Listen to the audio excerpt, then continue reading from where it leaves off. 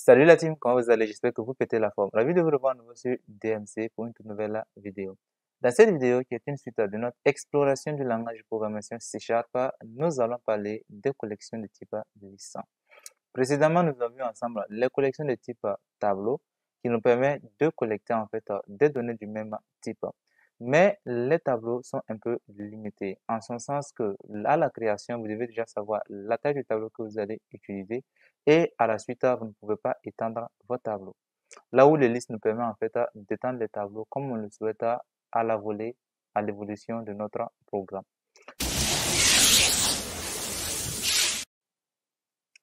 Alors, sans plus tarder, nous allons supprimer toutes ces lignes-là et on va aborder maintenant la notion de liste. Alors, les listes, c'est tout simplement une collection, tout comme le tableau, qui vous permettra de collecter des éléments du même type. Alors, pour créer une liste, c'est assez simple. Vous allez utiliser le mot-clé liste avec le L en majuscule, puis vous allez ouvrir des crochets angulaires. Et là, vous voyez que dans la description, entre les crochets angulaires, il a mis T. Le T, c'est pour type. Vous voyez? Donc, vous allez devoir passer le type d'élément de votre collection. OK? Donc là, par exemple, si je fais une liste de string, alors, puis je vais donner un nom à cette liste, notamment, je vais faire name. OK? Et après quoi, je vais tout simplement utiliser la même syntaxe qu'on utilisait pour les tableaux. Donc, notamment, je peux faire un new. Et là, je vais saisir liste, les crochets angulaires. Donc, je passe encore ici string pour que le type corresponde. Après les crochets angulaires, à ce niveau, vous allez ouvrir la parenthèse et placer enfin votre point virgule. Et là, vous avez créé une liste. Donc ça, c'est tout simplement la première syntaxe pour créer une liste. La deuxième syntaxe aussi existe. Donc cette syntaxe-là, vous allez utiliser va à ce niveau, ok? Et vous allez créer par exemple age, voilà. Et là, on va venir à ce niveau et là, on va implémenter une liste à ce niveau. Donc on va faire new list. OK? Et là, ça sera pas de type string, mais int. OK. Alors, si par exemple, vous avez des données de départ, vous pouvez implémenter votre liste d'une autre façon. Regardez, là, je vais faire toujours, je vais utiliser liste. OK? Et là, je vais utiliser le crochet angulaire. Et cette fois-ci, bon, je ne vais pas dire int, mais je vais venir faire ici char. Et là, ça sera pas age, mais ça va être sex. OK? À ce niveau, maintenant, regardez, vous pouvez supprimer tout ça. Et là, vous allez faire new directement, suivi des parenthèses. Et après les parenthèses, bah, vous ouvrez des accolades. Et dans ces accolades-là, maintenant, vous allez placer vos différents éléments. Donc là, par exemple, je vais faire F suivi de M. Attention, c'est tout simplement, voilà, des chars. Donc F ainsi. Voilà. Ensuite, je fais M. Voilà. Ensuite, M. Et enfin, F. Donc, vous voyez que là, ça passe. OK? Cette syntaxe-là, c'est tout simplement la nouvelle façon en C# d'implémenter une classe. D'accord? Donc, c'est exactement comme si vous écrivez ça. Voilà. Donc là, ici, vous écrivez justement le type ici et vous utilisez ça. Mais là, ça ne fonctionne que si le type est précisé de l'autre côté de l'opérateur. OK? Donc, si là, vous remplacez ça par va, vous allez voir, il va planter, puisque c'est normal, il me dira que, ouais, il ne sait pas en fait quel est le type d'élément que je veux implémenter par cette syntaxe. OK? Donc, il faut que là, le type soit précisé à l'avance pour que ça fonctionne. Alors, une fois que vos listes sont créées, voilà, vous les parcourez de la même façon que vous avez vu pour les tableaux. Par exemple, si je fais un exemple, donc là, je vais faire tout simplement affichage. Donc, je vais faire affichage.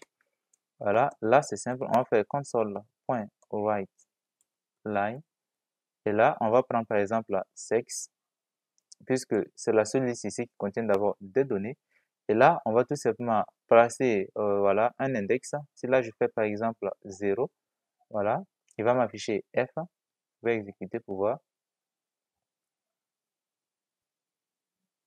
Donc là il affiche F tout court. Ok, donc à ce niveau maintenant, si vous revenez, là, vous pouvez réassigner une valeur. Par exemple, si là, je fais réassignement, ok. À ce niveau maintenant, si je fais par exemple sexe de 0 égale à cette fois-ci M. OK, je change la valeur en M. Je peux réafficher, voilà, l'instruction. Et là, vous verrez que la valeur de 0 va passer maintenant à M.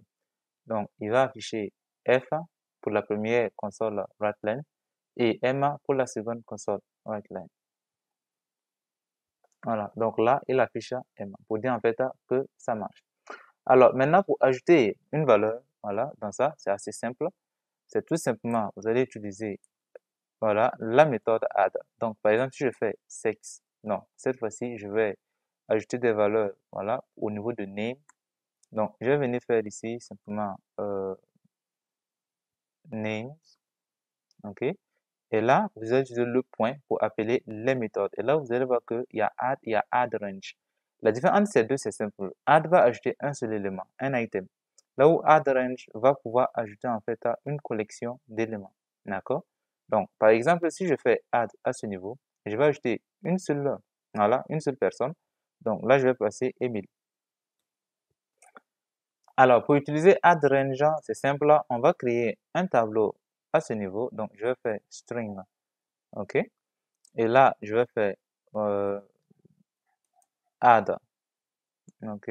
Donc, je fais add underscore. Et là, je vais dire tout simplement que ça sera égal tout simplement à ça. OK? Et là, je vais ajouter, donc, maintenant c'est Emile, puisque on a remplacé ça par M. Donc, le premier correspond à Emile, c'est bon. Le deuxième aussi, c'est un M, donc on va faire Franck. OK? Alors, le troisième aussi, un M, donc je vais dire John. Voilà. Et enfin, je vais faire Anna. OK? Donc, pour ajouter tout ça maintenant, on va faire names. Et là, on va ajouter avec add range.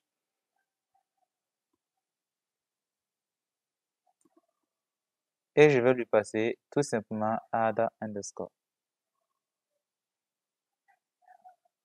Et là, il passe.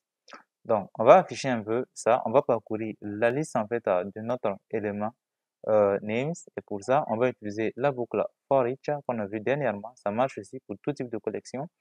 Donc, je vais faire var no in names.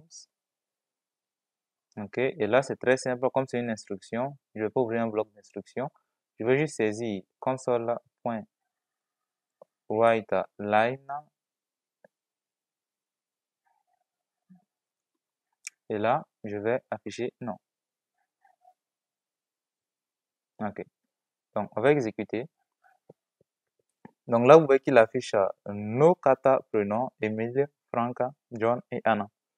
Il va arriver souvent que vous ayez envie de supprimer une donnée, c'est simple. Donc, pour la suppression, c'est facile. Vous allez saisir le nom de votre liste. Et là, il vous donne déjà l'option Clear. Clear, en fait, va nettoyer toute la liste, vous purgez tout et vous remettez une liste vide. Si vous voulez supprimer seulement un élément, c'est assez simple. Vous allez taper Remove.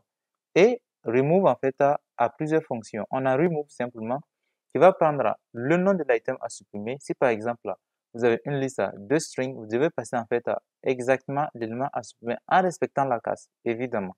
Parce que par exemple, si vous voulez supprimer Emile et que vous saisissez Emile avec un E minuscule et que là, il y a un E majuscule, il ne sera pas supprimé parce que .NET suppose en fait que c'est pas la même personne, c'est pas le même nom. Notamment, en fait, les données ne correspondent pas, ça ne matche pas, en fait. Donc, il va falloir respecter la case dans ces conditions. Si c'est tout simplement une liste de valeurs entières, vous allez passer la valeur qui correspond à la valeur que vous souhaitez supprimer dans la liste. D'accord? Ensuite, on a remove all. Remove all, en fait, est utilisé au cas où vous avez des valeurs qui se répètent. Je vous explique la différence. Regardez à ce niveau ce qui va se passer. Si je viens là et j'ajoute à la fin Emile à nouveau. D'accord? Là, je reviens, je fais un remove et je vais retirer tout simplement Emile. D'accord? Alors, on va encore réafficher notre boucle. On va l'amener à la fin totalement. C'est mieux puisque vous savez comment ça fonctionne. Alors, on va exécuter ça. Et là, vous allez voir que le tout premier Emile a été supprimé, mais le dernier reste. Voilà. Donc, le dernier Emile est resté. Alors, pour retirer toutes les instances de Emile, il va falloir qu'on utilise remove all. Mais remove all là ne prend pas en paramètre un élément de type string ou un élément de type t, d'accord? Remove all va prendre ce qu'on va appeler un prédicat. Le prédicat, c'est tout simplement une règle que vous allez définir pour pouvoir supprimer, voilà, un élément en question. Et pour définir un prédicat, c'est simple. Il va falloir d'abord que vous ayez une fonction pour ça. Donc, à ce niveau, je vais définir une fonction juste au-dessus, à ce niveau, ok? Et je vais tout simplement l'appeler tout simplement que bool. Voilà, ce sera une fonction de type bool. Donc, on va venir faire bool, ok? Et là, on va dire find it. C'est le nom de ma fonction, ok? Et là, il va prendre en paramètre, en fait, juste un élément. Donc, je vais faire string i ou bien string item. Je préfère ça comme ça. Et là, je vais faire directement un return de là, je vais faire item égal à Emile. OK? Donc, là, je demande de retourner la valeur de l'item égal à Emile. Une fois que ça c'est fait, c'est pas fini. Il va falloir que vous définissez maintenant le prédicat. Et le prédicat, c'est tout simplement un type. Donc, vous allez faire predicate et vous allez lui passer les paramètres d'éléments angulaires ici. Et vous allez passer le type. Donc, le type ici, c'est un élément de type string qu'il prend. D'accord? Et là, on va dire que, on va lui donner un nom. Et le nom qu'il va prendre, voilà, ça sera, bon, on peut dire match par exemple. Oui, ici ça correspond. Donc, je fais match. OK? Et là, je vais dire que c'est égal à find it. Et c'est tout. Donc, à ce niveau, ce qu'on va faire, on va tout simplement passer ce prédicat-là, match. Donc, si vous l'exécutez pour vérifier, vous allez voir que toutes les instances de Emile seront supprimées. D'accord? Donc, remove all fonctionne pour supprimer toutes les instances, mais il fonctionne avec un prédicat. Et le prédicat, c'est tout simplement comme une fonction que vous allez définir pour tester les valeurs pour retourner un élément. D'accord? Donc, voici comment vous allez définir les prédicats. OK? Alors, après tout ça, il y a la dernière fonction de remove qui est remove at. Remove at fonctionne avec les index. C'est-à-dire que si vous appelez remove at, il va vous demander de passer un index qui sera forcément de type int et il va trouver l'élément à supprimer. Si par exemple, je suppose que je vais supprimer Franck à ce niveau, c'est simple, je vais lui passer simplement l'index de Franck qui serait à l'index 1. D'accord? Voilà. Donc l'index 1 correspond en fait à la position de Franck. Étant donné que 0 c'est Emile, voilà, Franck vient à la première place, à la deuxième place. D'accord? Donc si vous réexécutez, vous allez voir qu'on aura Emile, on n'aura plus Franck, on va aller directement à John. D'accord? Donc pourtant dans la liste, il y a Emile, il y a Franck avant que John ne passe. Okay. Donc voilà comment on supprime des éléments d'une liste. Cela va mettre fin à la vidéo du jour. Si elle vous a plu, n'hésitez pas à liker, abonnez-vous et laissez un commentaire. Aussi, partagez la vidéo pour nous permettre d'agrandir la communauté. Quant à moi, je vous donne rendez-vous à la semaine prochaine pour une nouvelle vidéo dans laquelle nous allons aborder les collections de type liste. D'ici là, prenez bien soin de vous. Ciao!